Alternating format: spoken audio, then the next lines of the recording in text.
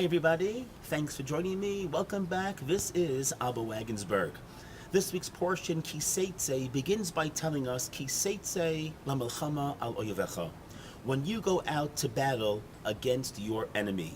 It does not say oyvechem, your enemies in the plural. It says oyvecha, your enemy, and that's enemy number one, referring to every single person's Seitzei hara, their evil inclination.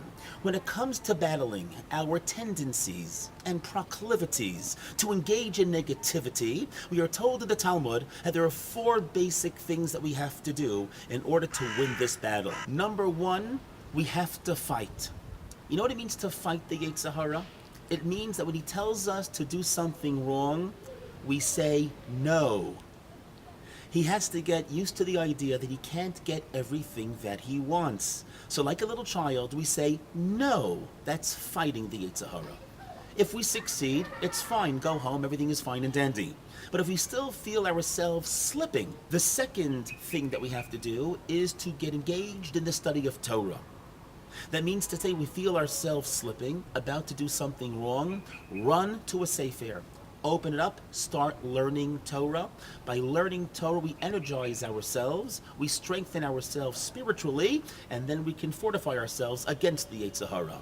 If we are successful, fantastic, we'll pack up and go home. But if not, then we are to recite the Kriyas Shema, which means the recitation of Shema is not just a verse from the Torah, it is coupled with accepting upon ourselves something called oil, malchus shamayim, the yoke of the divine, and that together will help fortify ourselves against following what the Seitzei hara wants us to do.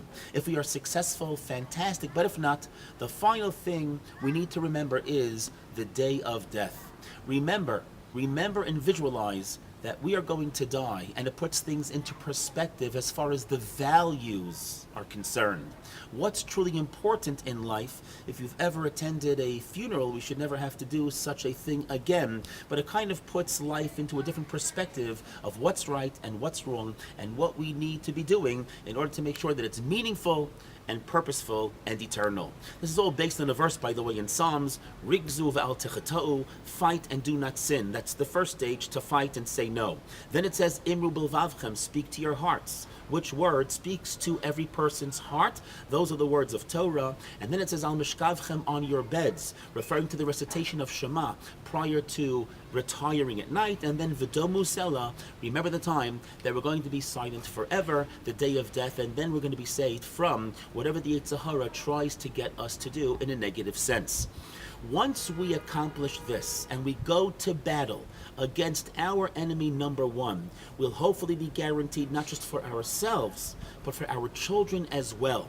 One of the other topics in our parsha is the sorer umoreh, which is a rebellious child, a rebellious wayward son. If we perfect ourselves, if we work on ourselves, we serve as that role model for our children to follow, and will hopefully have continued tremendous nachas from them as well. So together, everybody, let's engage in that battle. Let's say no. Let's try to study a little bit more Torah, especially when we're tempted. Let's not forget to recite the Shema. It should be on our lips easily, and also sometimes think about the day of death to put things into perspective and hopefully see nachas from ourselves, from all of our families. Thanks again so much for joining me. This has been Rabbi Wagensberg. If you've liked this video, please help to support for free by liking, subscribing, and sharing this video.